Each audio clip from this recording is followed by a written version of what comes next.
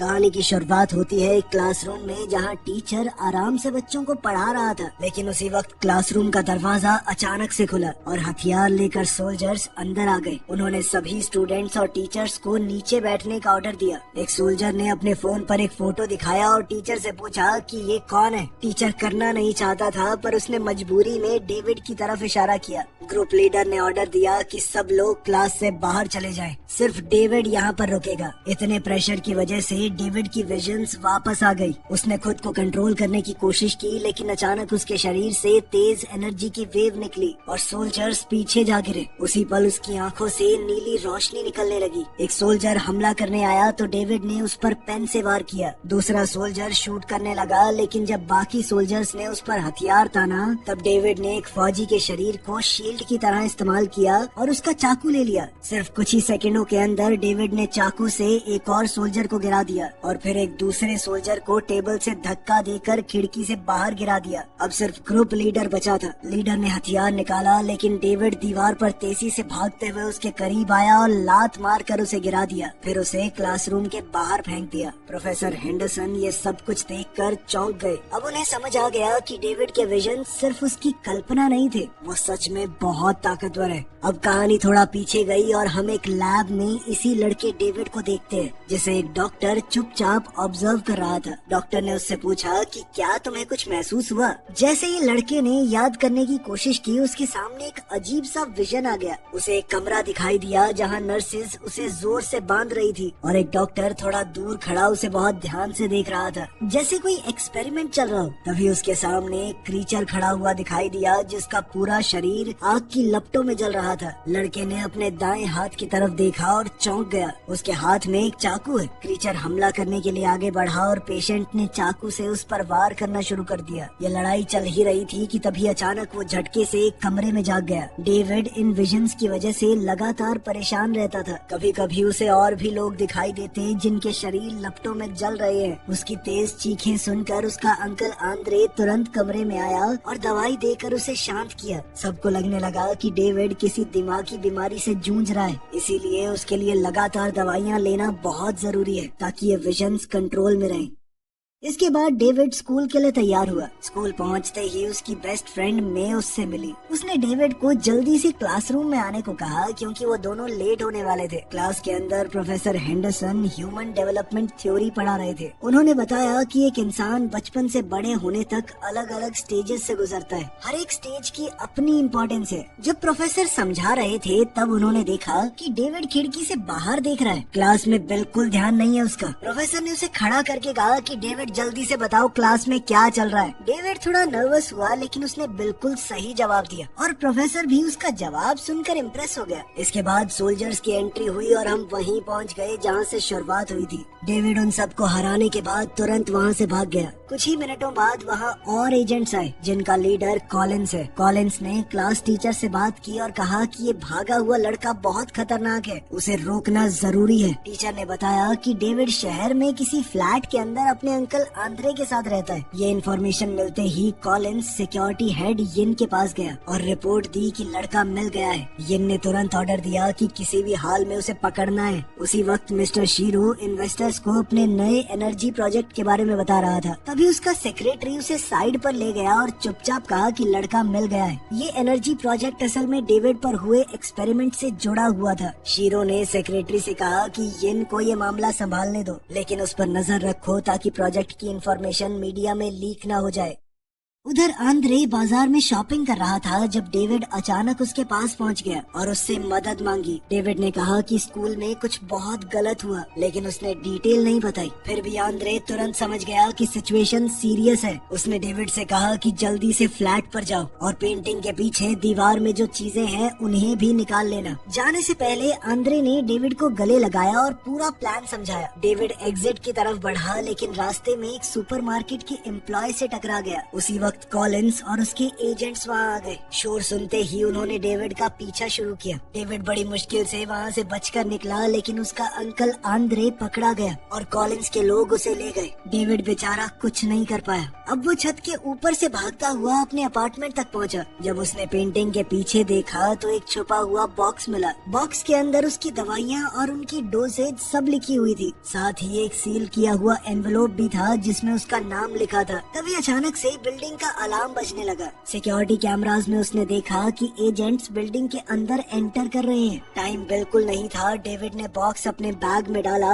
और जल्दी से अपार्टमेंट से निकलने लगा। तभी एक अनजान आदमी ने अचानक उस पर हमला कर दिया। डेविड तुरंत खड़ा हुआ और पूछा कि तुम कौन हो, लेकिन आदमी चुप रहा। वो सीधा उसकी तरफ बढ़ता गया। डेविड ने अपनी फुर्ती और ताकत से उसका हमला रोका, लेकिन दुश्मन और भी तेज था। उसने डेविड को जोर से धक्का दिया और डेविड सीधा अलमारी पे जा लगा। उस आदमी ने अचानक अपनी तलवार निकाली और डेविड पर सीधा हमला करने के लिए आगे बढ़ा। डेविड ने मजबूरी में अपने हाथ से ही तलवार रोकी, लेकिन ब्लेड से उसके हाथ में गहरी चोट लगी। दर्द के साथ डेविड पीछे हटने लगा। तभी उसने शीशे की मदद से उस क्रीचर का शरीर दोबारा आग से जलता हुआ देखा। ये सीन देखते ही डेविड की ताकत जाग गई। उसने तुरंत दुश्मन की तलवार पकड़ ली और उसके ऊपर जोरदार वार किया, लेकिन जल्द ही डेविड के हाथ से हथियार गिर गया। अब दोनों एक दूसरे पर मुक्के बरसाने लगे, लेकिन डेविड ज्यादा तेज था और धीरे धीरे वो हावी होने लगा। इस दौरान डेविड के शरीर की एनर्जी ने उसके हाथ की चोट को पल भर में ठीक कर दिया। फिर अचानक उसकी आंखों की रोशनी बुझ गई, जैसे पावर खत्म हो गई हो। दुश्मन ने फिर से हमला किया, लेकिन डेविड ने बचाव करते हुए उसे दीवार पर जोर से फेंका, लेकिन वो आदमी फिर भी नहीं रुका। उसने एक और तलवार डेविड पर फेंकी।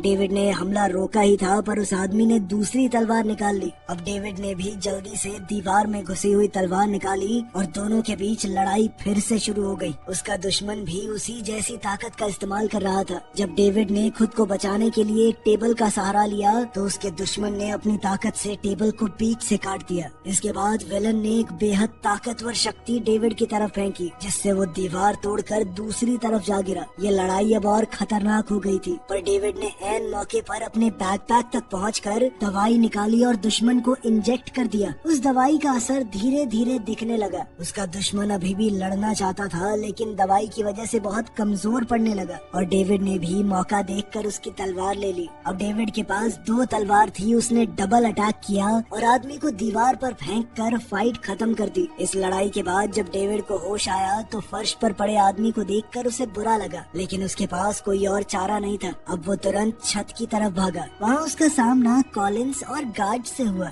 इसके बावजूद डेविड ने एक छत से दूसरी पर छलांग लगा दी और वहाँ से एक गली में घुस गया, लेकिन इतनी मेहनत के बाद उसकी तबीयत खराब हो गई और वो बेहोश हो गया। उधर कॉलिंस और उसकी टीम तबाह किए गए अपार्टमेंट की इन्वेस्टिगेशन कर रहे थे। छानबीन के दौरान उन्हें एक फोटो फ्रेम मिला जिसमें मे की फोटो थी। कॉलिंस ने फैसला किया कि अब वो मे को ढूंढेगा। कुछ देर बाद डेविड दोबारा से होश में आया। उसने फिर से भागना शुरू किया और फिर थोड़ी दूर जाकर वो एनवेलोप चेक किया जो उसे मिला था। एनवेलोप के अंदर एक स्क्रीन वाला डिवाइस है। जैसे ही उसने उसे टच किया एक रिकॉर्डिंग चालू हो गई। उस रिकॉर्डिंग के अंदर डॉक्टर चेन नाम के साइंटिस्ट ने बताया था कि डेविड और कुछ दूसरे बच्चों पर एक्सपेरिमेंट्स किए गए थे। ये एक्सपेरिमेंट इंसानी प्रजाति को एकदम परफेक्ट बनाने के लिए था। इन बच्चों को एक दूसरे डायमेंशन की ताकत के साथ कांटेक्ट में लाया गया। ज्यादातर बच्चे जिंदा नहीं बचे। जो थोड़े बहुत बचे थे उन्हीं में से डेविड एक था। डॉक्टर चेन ने बताया कि डेविड का ख्याल उसने और उसके पार्टनर डॉक्टर जेंकिंस ने रखा था। रिकॉर्डिंग सुनने के बाद डेविड कंफ्यूज हो गया। उसके पास मदद मांगने के लिए कोई नहीं था, इसीलिए वो मे के घर गया। वहाँ उसने मे को पार्क की तरफ जाते हुए देखा। डेविड चुपचाप उसका पीछा करने लगा। जैसे ही मे ने डेविड को देखा वो खुश हो गई और उसकी तरफ भागी, लेकिन अचानक से उसने डेविड के पीछे एक हथियारबंद आदमी को देखा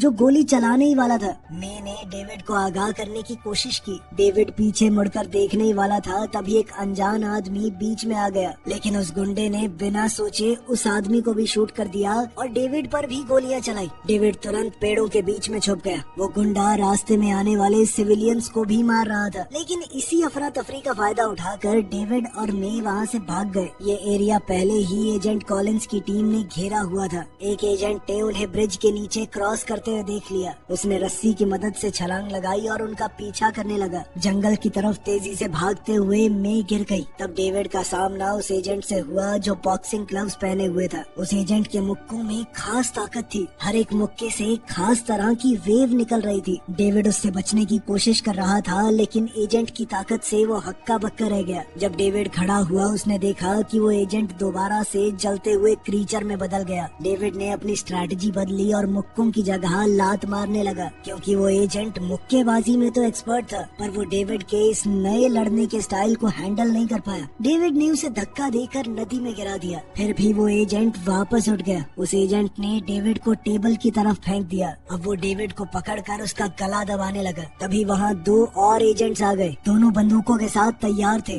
डेविड ने तुरंत हमला किया और अपने दुश्मन के शरीर को एक ह्यूमन शील्ड की तरह इस्तेमाल किया ताकि वो गोलियों से बच सके। इस तरह उसका एक और दुश्मन खत्म हो गया। लेकिन अब डेविड के सामने 2 एजेंट तैयार खड़े थे। एक लड़की जो कि किकिंग स्पेशलिस्ट है और दूसरा एजेंट जो लाठियों से लड़ता है। उन दोनों के हमले इतने तेज थे कि डेविड रिएक्ट तक नहीं कर पाया और आखिरकार बेहोश हो गया।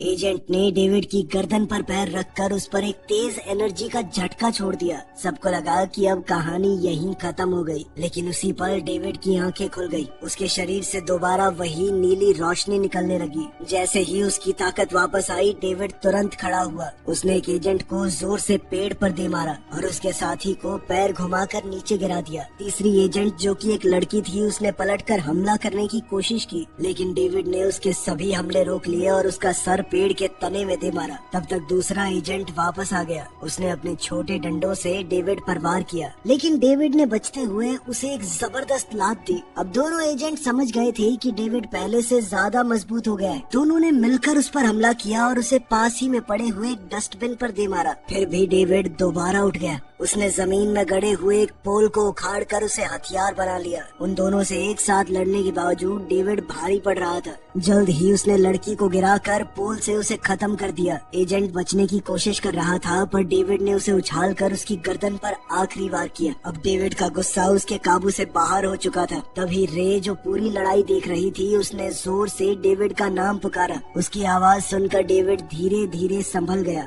दूर कहीं एक बिल्डिंग में लॉर्ड शीरो के आदमियों ने उसे बताया कि लड़के को पकड़ने की कोशिश नाकाम रही। ये सुनते ही बूढ़ा आदमी गुस्से में आ गया और सीधा येन के पास पहुंचा। उस वक्त येन कंपनी की एक लैब में अपनी नई क्रिएशन एजेंट नंबर 2 के ऊपर रिसर्च कर रहा था। उसने उसे एक कमरे में 4 बॉडीगार्ड्स के साथ बंद किया और सबको एक साथ लड़ने के लिए कहा। एजेंट नंबर 2 ने बड़ी आसानी से सबको हरा दिया। ये देखकर कॉलिंस बहुत इम्प्रेस हुआ। येन ने कहा कि अब उनकी प्लानिंग आगे बढ़ रही है। थोड़ी देर बाद दोनों को ही लॉर्ड शीरो ने बुलाया। उसने लड़के को ना पकड़ पाने के लिए जवाब मांगा। येन ने कहा कि हम पूरी कोशिश कर रहे हैं, लेकिन शीरो बेचैन था। उसने कहा कि अगर जल्दी काम पूरा नहीं हुआ तो तुम सबको निकाल दूंगा मैं। लेकिन इस धमकी से भी येन डरा नहीं। उसने कहा कि उसने एक नया और सबसे खतरनाक हथियार बना लिया है। फिर उसने एजेंट नंबर 2 को दिखाया, ये बताते हुए कि ये अब तक का सबसे माहिर और पूरी तरह ऑर्डर्स मानने वाला एजेंट है। शोकेस करने के लिए येन ने कहा कि ये सामने खड़े आदमी को मार दो। एजेंट तुरंत लॉर्ड शीरो की तरफ बढ़ने लगा। फिर येन ने तुरंत ऑर्डर रोक दिया। ये देखकर शीरो हैरान रह गया। उसने कहा कि जल्दी से इस एजेंट को लड़के को पकड़ने भेजा जाए, लेकिन शीरो को ये नहीं पता था कि एजेंट नंबर 2 सिर्फ येन के ऑर्डर मानता है। असल में येन अब खुद से बॉस बनना चाहता था।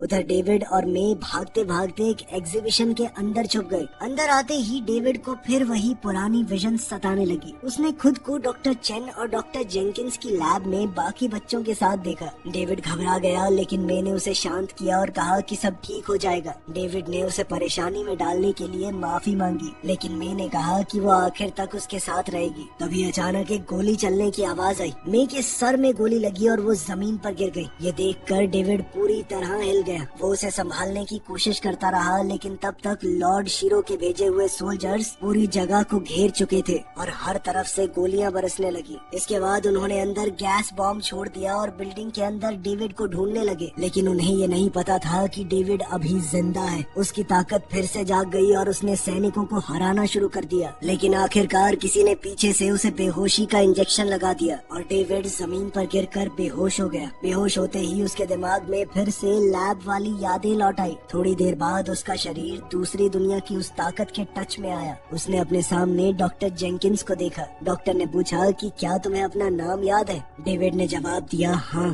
डेविड। ये सुनकर डॉक्टर हैरान रह गए, क्योंकि लैब में मौजूद बाकी बच्चे अपनी पहचान याद नहीं रख पाए थे। फिर डेविड से और पूछताछ की गई। डेविड ने बताया कि मुझे प्यार का एहसास याद है और मैं उसे दोबारा महसूस करना चाहता हूँ। तभी उसने आवाजें सुननी शुरू की जो कह रही थी कि उसे सब कुछ भूल जाना चाहिए, क्योंकि उसका काम सिर्फ अपने टास्क को पूरा करना है। इस डरावने सपने के बाद डेविड की आंख खुली तो वो एक कुर्सी से बंधा हुआ था। उसके सामने उसका चाचा आंद्रे था, जिसका चेहरा घायल है। थोड़ी देर बाद येन वहाँ आया। उसने कहा कि वो आंद्रे को जानता है और उसे उसकी मदद चाहिए। उसने आंद्रे से प्रोजेक्ट मेजा के सीक्रेट मैसेजेस बताने को कहा। आंद्रे ने मना कर दिया। तब येन ने बंदूक उठाकर डेविड के सर पर तान दी। आंद्रे ने डेविड से कहा कि सब कुछ ठीक हो जाएगा, और फिर भी कुछ बताने से मना करता रहा। अब येन का सब्र टूट चुका था। उसने बंदूक आंद्रे पर तान दी। इससे डेविड घबरा गया और उसने कहा कि गोली मत चलाना, लेकिन येन समझ चुका था कि आंद्रे कुछ नहीं बताएगा, इसीलिए उसने गोली चला दी।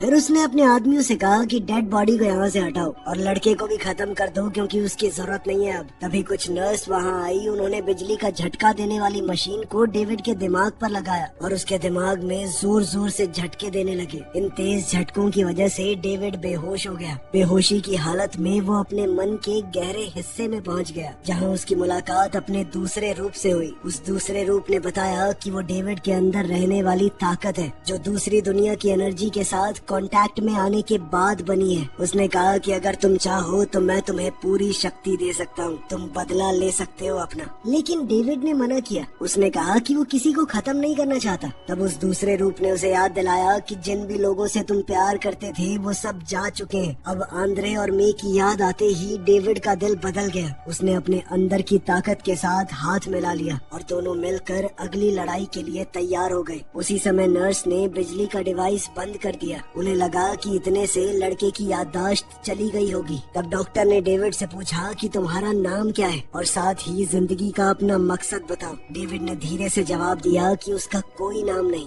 और अब उसका मकसद सिर्फ बदला लेना है। इतना बोलते ही उसके शरीर से पूरी ताकत से एनर्जी निकलने लगी। उसने अपनी हथकड़ी तोड़ दी और कमरे में मौजूद डॉक्टर और नर्स पर हमला कर दिया।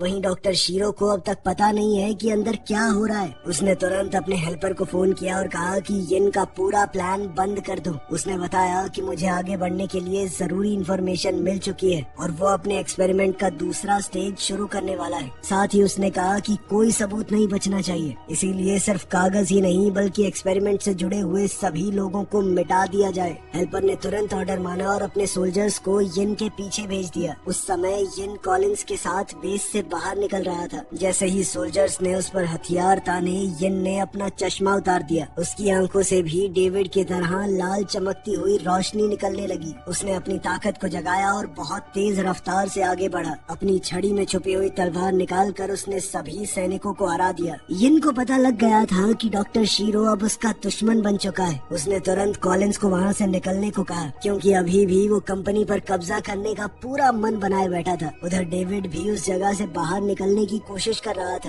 रास्ते में उसका सामना सैनिकों के एक ग्रुप से हुआ। उन्होंने उसे रोकने की कोशिश की, लेकिन डेविड ने अपनी ताकत से सबको हरा दिया। रास्ता साफ होते ही डेविड आगे बढ़ा, लेकिन आगे का रास्ता लोहे की सलाखों से बंद था। तभी अचानक एजेंट नंबर 2 ने पीछे से हमला किया। डेविड तुरंत खड़ा हुआ और उस पर घूंसे और लात चलाने लगा, लेकिन एजेंट नंबर 2 ने ये सब कुछ सह लिया और पलट कर डेविड पर तेज हमला कर दिया। इसके बाद एजेंट ने डेविड को बिजली की लैब के पास उस दीवार से टकरा दिया। डेविड ने बचने की कोशिश की लेकिन इस बार वो आसानी से हार गया। एजेंट ने एक जंजीर से उसे बांध दिया और लटका कर छोड़ दिया। अब थोड़ी ही देर में डेविड को खत्म कर दिया जाएगा। उसका अंत नजदीक था तब उसने फिर से अपने सामने अपना दूसरा रूप देखा, जिसने उससे कहा कि अपना सारा दर्द याद करो। जैसे ही डेविड ने ऐसा किया उसके दिमाग में फिर से लैब की यादें लौट आई। उसने देखा कि एक आदमी आग में जल रहा है। डेविड ने उस पर कई बार छुरी से वार किया। तब उसे पता चला कि उस आदमी ने मुखौटा पहना हुआ था। जब उसने मुखौटा हटाया तो पता चला कि वो डॉक्टर जेंकिंस है। ये देखकर डेविड का मन और भी बेचैन हो गया, लेकिन उसका गुस्सा इतना बढ़ गया था कि उसके अंदर की ताकत बाहर आने लगी। उसने अपनी गर्दन की जंजीर तोड़ दी। एजेंट नंबर 2 पर इतने तेज हमले किए कि उसे तो बचने का मौका ही नहीं मिला। एजेंट फिर भी लड़ने की कोशिश कर रहा था पर डेविड ने उसे जमीन पर गिरा दिया और अपने पैर से उसका हाथ तोड़ दिया।